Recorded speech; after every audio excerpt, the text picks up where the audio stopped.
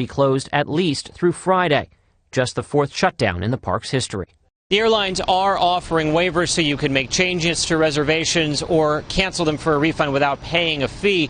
The hope is that they can resume service, start slowly ramping it up as early as Friday afternoon. It'll take a couple of days for things to get back to normal, and all of that depends on what kind of damage Matthew brings. Don? Kris, what about the travelers who were stranded? Are they able to stay in the airports where the flights are canceled? Well, the airports were advising against that. In fact, West Palm Beach's airport told people that it is not a shelter. They advised against staying there.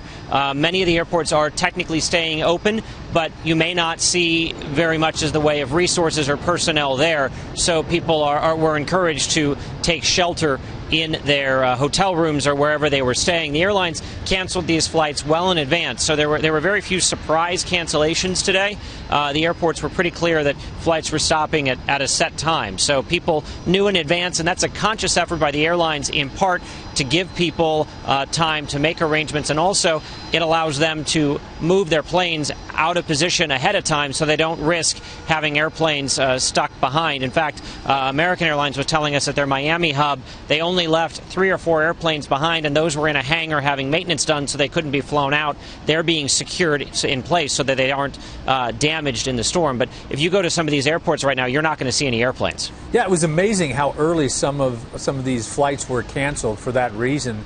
As you mentioned, Miami is a hub for American Airlines. Fort Lauderdale is a hub for JetBlue and Spirit Airlines. What are the ripple effects of this around the country? All of these things connect in very intricate ways.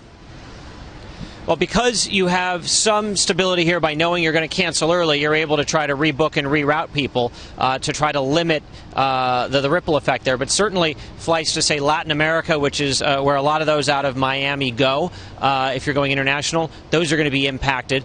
So there is a ripple effect. It does impact people in other places. The bulk of these issues are, of course, going to be tied to going or coming from the southeast. But there are some cancellations. Always makes sense to check your flight status ahead of time. But the advantage here, by keeping the airplanes out of the mix, they can reassign those airplanes to other places to try to not have this ripple across the country the way it would, say, if a sudden thunderstorm popped up and planes were stuck in the wrong place.